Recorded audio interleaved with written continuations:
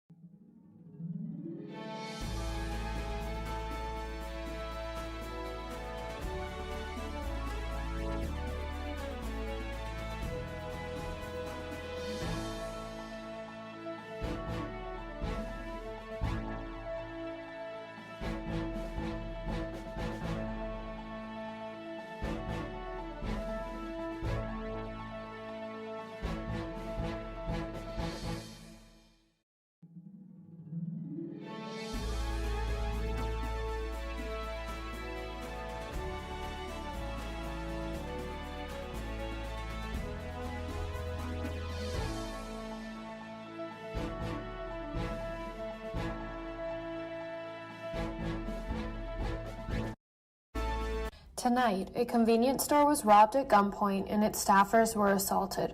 Find out how to stay safe in a situation like this. Then, we hear from Chief Judge Eric Norris about restarting jury trials in Athens, Clarke, and Oconee County. Later, we'll discuss how a hot dog on wheels was the talk of Athens locals this past week. This is Northeast Georgia's only local source for TV news. From the Grady College at the University of Georgia, this is Grady Newsource.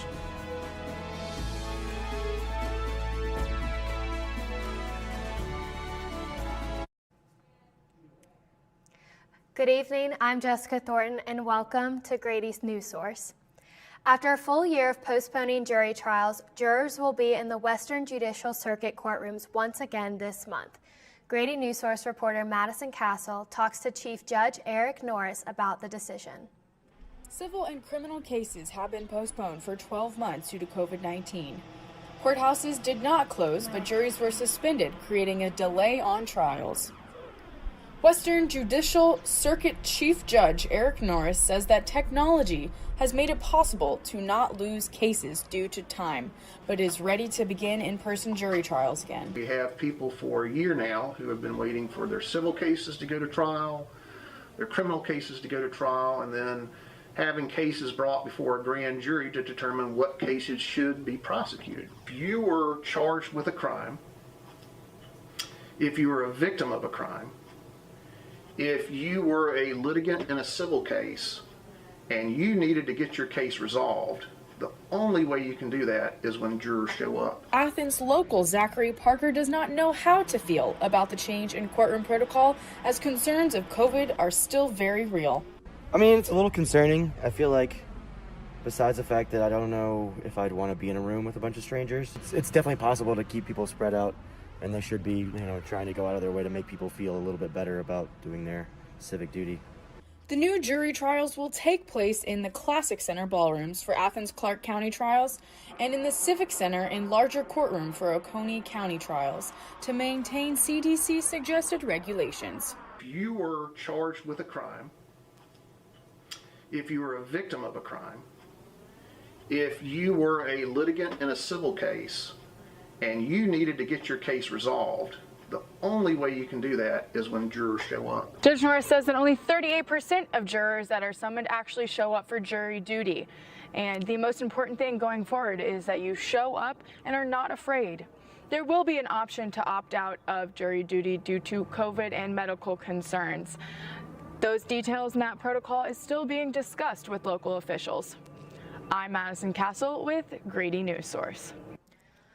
Officers have arrested the 51-year-old male suspect accused of armed robbery, kidnapping, and sexual assault at a local convenience store. Grady Newsource reporter Southern Britt has more on this. A convenience store clerk, typically used to making conversation with customers looking to get a bite to eat or an afternoon pick-me-up, was instead victim to an armed robbery, kidnapping, and sexual assault just 3 days ago at the Golden Pantry on Tallahassee Road. He was actually arrested, I think it was within 45 minutes of officers receiving the 911 call. Police say the man claimed he had a gun before robbing the store, kidnapping the clerk, and sexually assaulting the woman. The suspect forced the victim to go various locations before holding the woman at a hotel against her will. Despite all this, the victim was able to escape and call 911. The suspect stepped out of this hotel room that he had taken her to briefly, at which point she was able to lock the door and lock the chain lock on the hotel room door, and she was able to call 911 from the phone in the hotel room. Executive Director of the Cottage, a local sexual assault center, speaks on what you should do if ever in a similarly unsafe situation. That's really hard for me to pin down how we can make sure this doesn't happen to someone else, besides holding the offender accountable, and holding society accountable. Now, how we get to a point where we have a society where people don't do stuff like that is to erase rape culture. If you or someone you know has been victimized by sexual assault, you can call the Cottage's crisis hotline at 1-877-363-1912. This is Southern Brit, Grady Newsource. The Oconee school system has finalized plans for vaccine distribution to teachers and staff.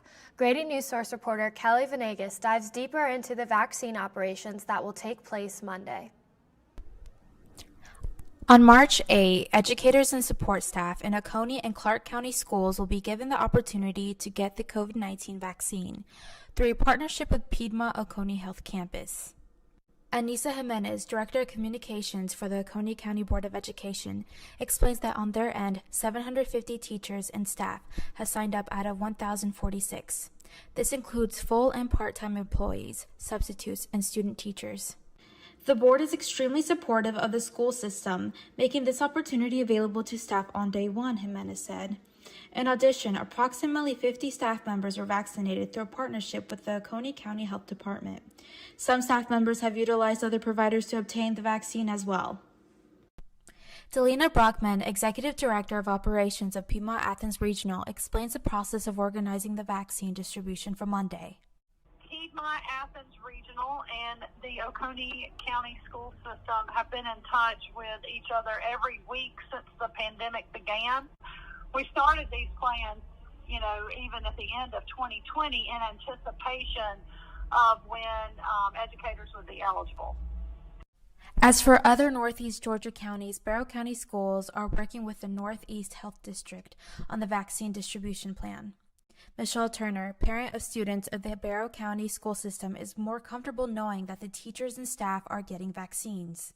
I think they all should take advantage of it. It'll make me feel safer to send my kids to school once I know the teachers are fully vaccinated. As of Friday, in Oconee County schools, there are currently 14 active COVID cases, 72 active quarantines, and 8,759 in-person students and staff. Jimenez explains that the board has strongly encouraged masking up, physical distancing, frequent hand washing, and staying home when sick. There are many ways schools help to mitigate the spread of the virus. You can find more information at www.oconeeschool.org/reopening. Grady Newsource, Kelly Venegas. Jackson County High School announced yesterday that they will be hosting an in-person prom this year.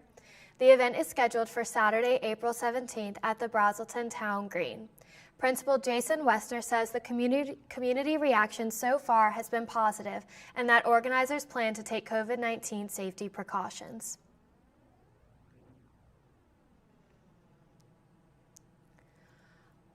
Wester says the same precautions will be taken at this year's in-person graduation. It's a yearly occurrence in schools across the state and country, standardized testing. And during a school year unlike any other, these policies will persist, much to the disappointment of the Georgia Department of Education. Grady Newsource reporters Nick Finch and Alberto Solis give us an update on the state situation and how Barrow County schools plan to handle it. As the 2020-21 school year nears its end, one tradition in Georgia K-12 schools remains intact: federal and state testing mandates.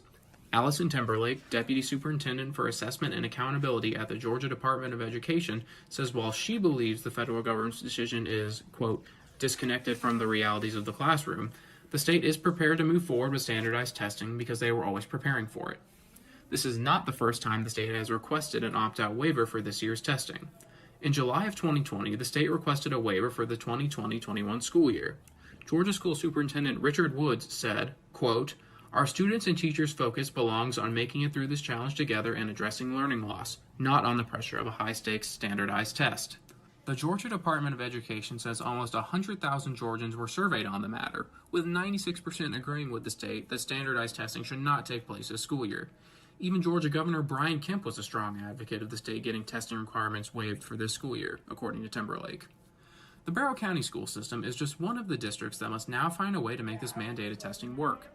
Jenny Persinger, testing and data specialist for Barrow County Schools, says the district has been doing their best to prepare for this all year under the guise of the state, who told them to stay ready. One of the biggest challenges for Barrow County and all other school districts is administering these tests safely and securely, because remote testing is not a secure, equitable option. Timberlake says the State Department of Education has worked to extend flexibility to school districts that will facilitate greater social distancing, including extending state testing windows and allowing afternoon and evening testing sessions. Persinger says that Barrow plans on utilizing all state resources and that social distancing in schools will continue throughout state testing. This has been Nick Finch and Alberto Solis reporting for Grady Newsource. In an email sent out to students, faculty, and staff, the University of Georgia is returning to normal operations this upcoming fall semester. The university cite increased availability of the COVID-19 vaccine in helping curb the spread of the coronavirus.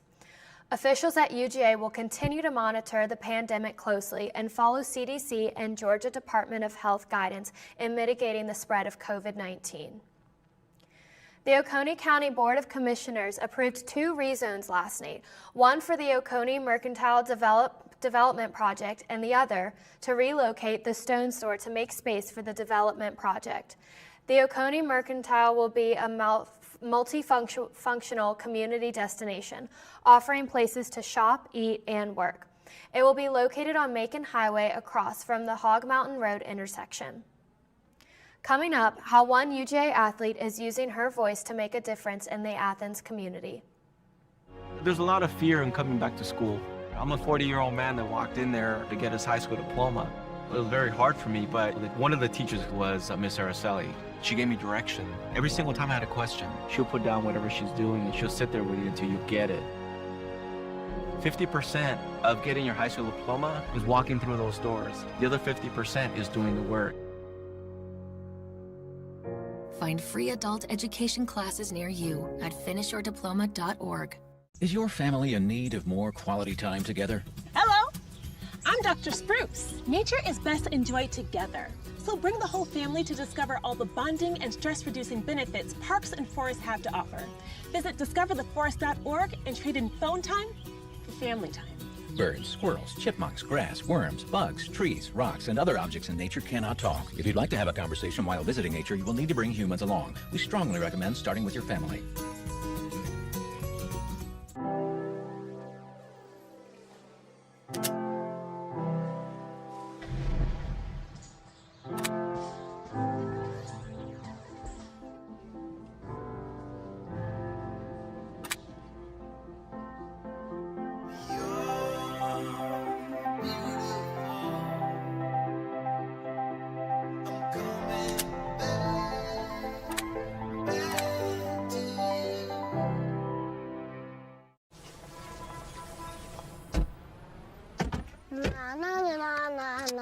I love you so. I love you. I love you. La la la la. La la la la la la la. We're here. Yay! It's a short drive from your neighborhood to your naturehood. To find a neighborhood park or green space near you, visit discovertheforest.org. Athletes have an impact, but one University of Georgia player is finding a way to make hers, on and off the field. Grady Newsource reporter Lauren Swenson has the story. life ends after sports. You have to carry something else with you. And I think for me, I take pride in really being able to help my community in any shape, form, or fashion. If you follow University of Georgia volleyball, you may know Kayla House. If not for her skills on the court, then perhaps for her latest effort, Girl Talk. House came up with the idea of Girl Talk to create a safe space where Black female student athletes at UGA could gather and have open and honest conversations about what's happening in their lives and in the world around them. Kayla had the idea, but needed a platform to make it happen. We always talk about legacy. I think that, Girl Talk will be something that will continue to live on. And, Kayla will always be able to say, she brought this here. Dr. Courtney Gay is the Assistant Athletic Director of Diversity, Equity, and Inclusion. She's one of the first people who heard House's idea. I've just been really so proud of Kayla for all of her work, her vision, and, putting this together. And that's the most exciting thing, for me and us as, administrators, is just to see our students, take something and run and bring their vision to life. When she's not in the classroom, House is a leader on the court. But this position is one that senior middle blocker Kayla House never thought she'd play. Not until the social justice movements in 2020 inspired her to get off the bench. A lot of the times athletes are told to just shut up and play. It's not a lot of girls who look like me playing this sport.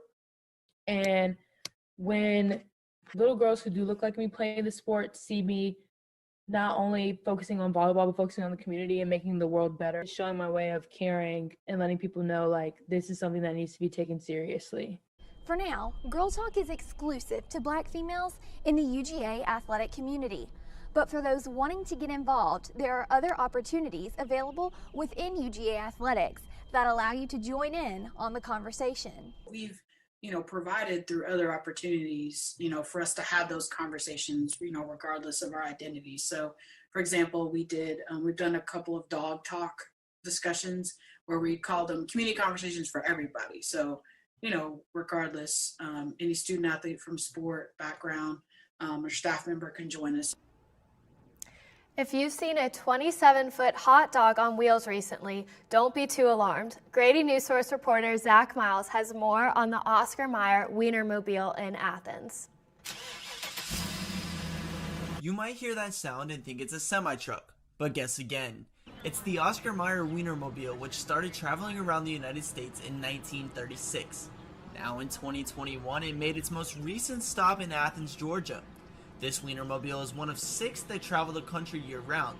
UGA graduate Molly Swindle, also known as Mayo Chup Molly, and her co-hot dogger Maggie Thomas, also known as Mustard Mags, are the only 2 who ride in this Wienermobile. They spend 6 straight months together. You get to know each other really well because you're coworkers, you're roommates, and you're also friends. But this job really bonds you in a special way because what we do every day is so special. So it's a really cool experience to share with someone else. Mayo Chup Molly and Mustard Mags got their names from their favorite hot dog condiments. Swindle combined mayonnaise and ketchup to get Mayo Chup Molly. The UGA Career Center allowed the 2-person team to take over their Instagram story on Monday to provide information about a job on the Wienermobile. Whitney Prescott from the UGA Career Center provided her insight on the process and unique job opportunity. Sit in on all these interviews with hundreds of people across the country. I just think from a networking perspective, I feel like this is a role that it's going to set you up for success no matter what direction you go next. After having less than 24 hours to submit a cover letter and resume, applicants were notified by 5 p.m. this evening if they moved on to the next round. For Swindle, she believes that being a hot dogger is one of her most rewarding experiences.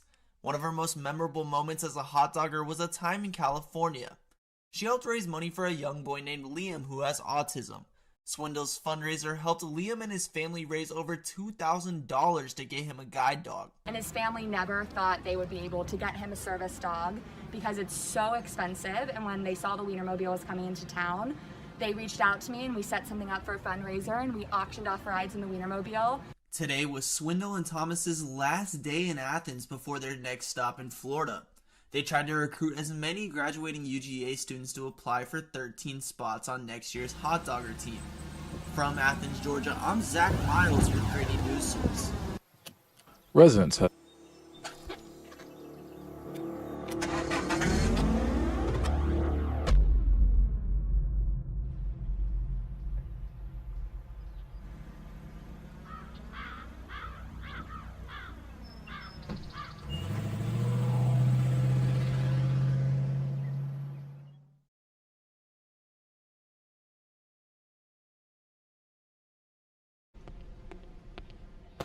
Can I tell you a cat joke? Just kidding. Why did the girl ask the mushroom to dance? Because he was a fun guy. What do you call a pig that knows karate? Pork chop. So how does a tissue dance? Put a little boogie on it.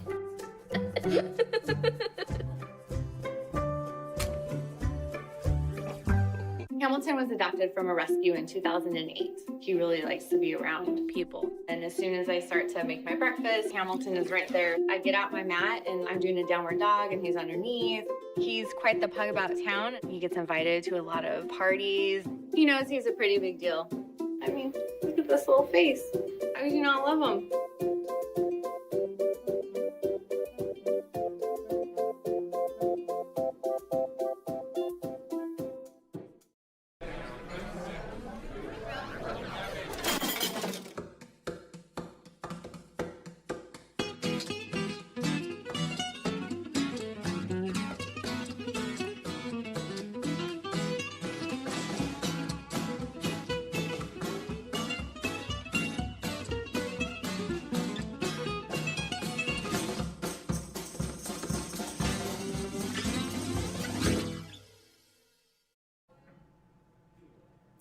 The beginning of March is signaling the start of pollen season here in Georgia. Newsource reporter Willie Danley has your weather and how to best prep for pollen-related allergies. Willie Danley with your Northeast Georgia weather report. In Athens, Georgia, today we had a high of 65 degrees and we'll be seeing a low of 40 degrees later along this evening. The surrounding areas in Northeast Georgia will be having similar temperatures in the low 60s for the day and moving into temperatures in the 30s and 40s in the evening. For the rest of the week, we can expect sunshine for the most part, with some clouds moving in tomorrow throughout Saturday. So take advantage of the sunny weather, but don't put your jackets away too soon, because later in this weekend, we can see temperatures as low as 28 degrees. As we get further into the month of March, the annual pollen invasion is underway in Georgia. UGA meteorology student Aaron Walker has advice on how to best protect yourself this pollen season.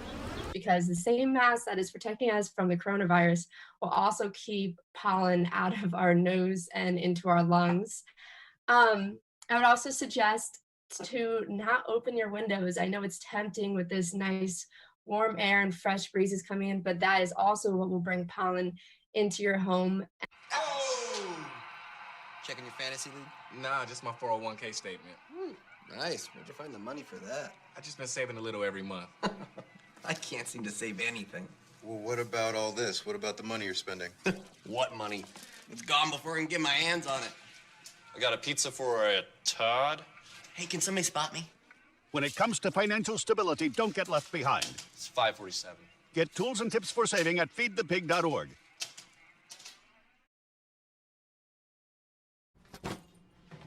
Hart, what's going on? I'm leaving. Why?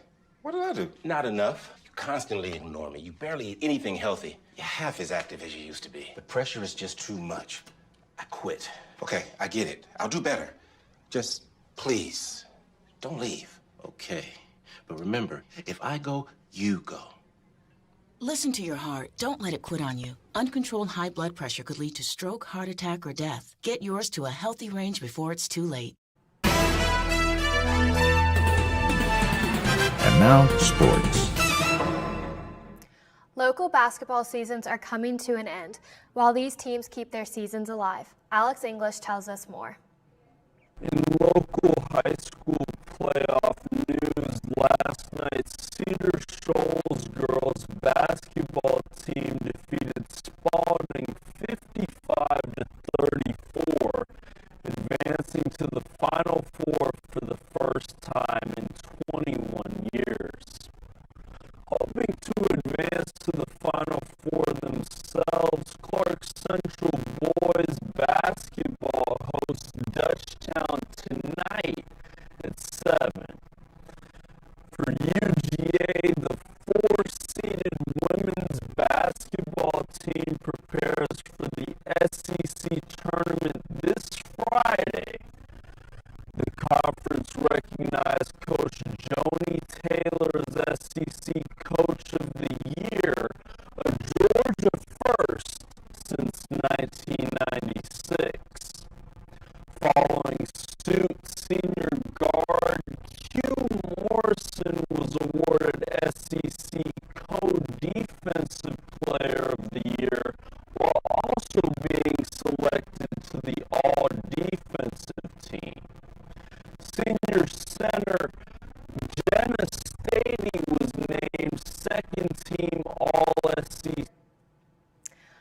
I apologize for the technical difficulties. After the break, see how a former UGA football player made his impact on one Clark County. No more books, no more teachers, dirty looks. School's out for summer. What this place needed was better graduation rates. So we worked with schools like Henry Ford High, and now they're up 18%. To help us do more good this year, go to unitedway.org because great things happen when we live united. So good to see you guys. So, what's up? We finally bought a place. Holy cow. You seriously have enough saved to do that? We've been putting a little aside each month. Jeez, at the end of the month, we have nothing left to save. Yeah, I have no idea where it goes. Well, you're spending a lot on... Was it good? Oh, how is my account overdrawn? When it comes to financial stability, don't get left behind. Get tools and tips for saving at feedthepig.org. Residents in Oglethorpe County are concerned about the rise in roaming dogs around the area and the possible dangers surrounding the animals themselves. Grady Newsource reporter Xavier Hood tells us more. Residents have been voicing their concerns over the increase in dogs roaming freely throughout the county and have been demanding the issue be addressed. This past October, the County Board of Commissioners amended their abandoned dog ordinance to combat this issue. In Article 3, Section 30-301, under definitions of the abandoned dog ordinance, it defines the role and powers of the dog control officer. Currently, Oglethorpe County does not have an official dog officer to enforce the ordinance. But according to Andrew Kitchens, the director of the Madison Oglethorpe Animal Shelter, Chairman Jay Paul has temporarily assumed the role. The Madison Oglethorpe Animal Shelter is a service available for the residents of Madison and Oglethorpe to bring in stray dogs. Kitchens points out the complexity of which issues fall under animal control and animal shelters. There's a lot that goes into animal issues, like when it becomes an animal control issue versus an animal shelter issue, animal ordinances, what's required by the state, what's required by the county, and at what point is a dog bite, like an animal considered a dangerous dog, and how its future is upheld. In 2012, Georgia passed its responsible dog ownership law and has different distinctions for dogs like dangerous dogs and vicious dogs. Dangerous dogs are dogs that punctured a person's skin or killed another owner's pet, while vicious dogs are any dog that has inflicted serious injury on a person. The county asks that for any reports of dangerous dogs to call 911. This is Xavier Hood, Grady Newsource. Thanks for tuning in to Grady Newsource. I'm Jessica Thornton, and good night.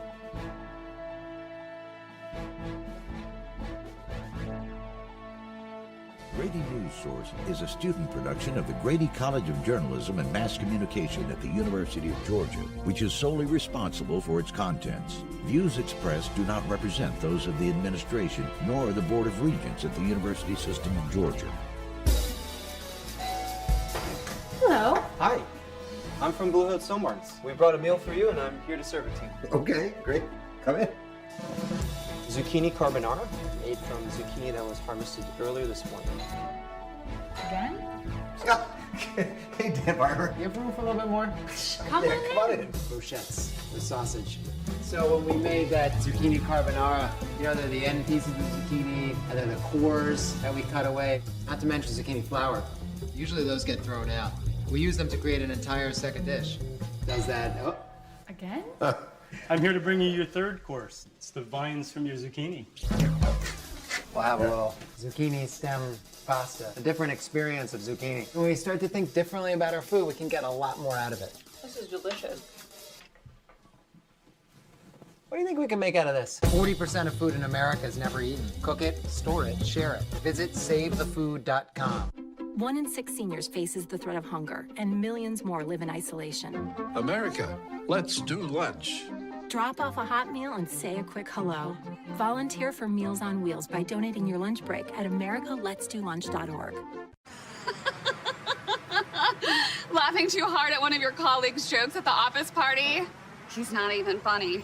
Warning sign. Those drinks are probably going to your head. Probably okay isn't okay when it comes to drinking and driving. They call me Maxie, but I prefer tripod. I was your above-average four-legged homie, and then wham-bam minivan. Some people pity me. Now that's lame.